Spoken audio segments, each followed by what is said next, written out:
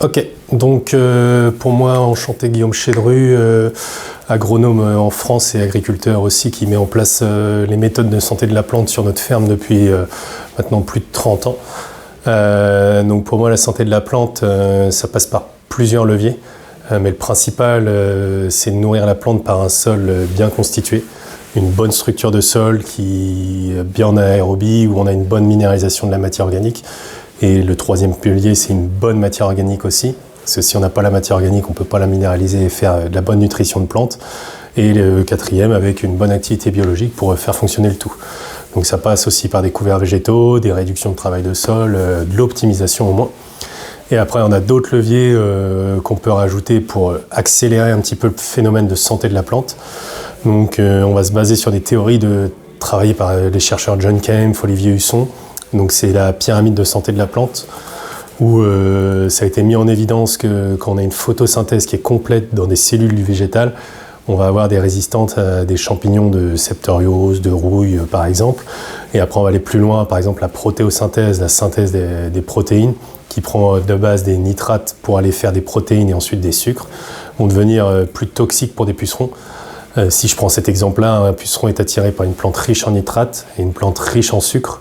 Ça va être toxique pour le puceron, donc on va développer moins de pucerons dans la parcelle. Et d'effet boule de neige, on va avoir moins de viroses, moins de problématiques dues à cet insecte. Donc comment on arrive à ces processus-là? La plante elle a besoin d'oligo-éléments, que ce soit de la magnésie, du fer, du manganèse, du bore.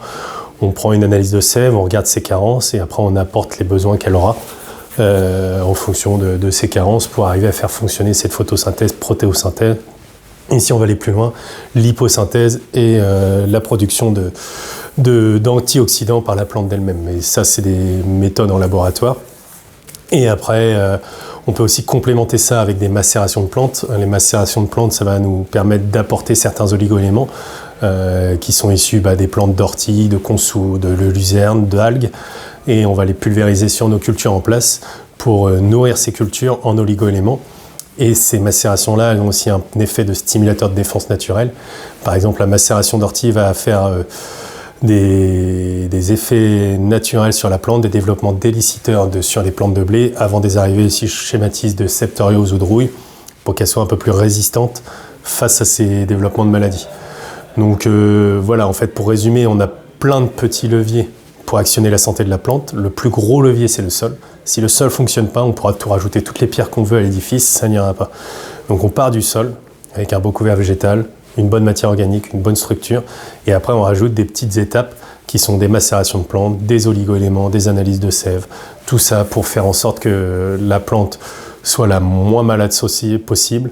Si je veux finir par une conclusion, c'est comme un être humain qui est mal nourri, forcément qui va être beaucoup plus fragile à choper beaucoup plus de maladies qu'un être humain qui est en bon équilibre nutritionnel, qui fait du sport, il va être théoriquement moins malade qu'un autre. Donc voilà un petit peu le raccourci qu'on peut faire avec ce que c'est la santé de la plante. Voilà.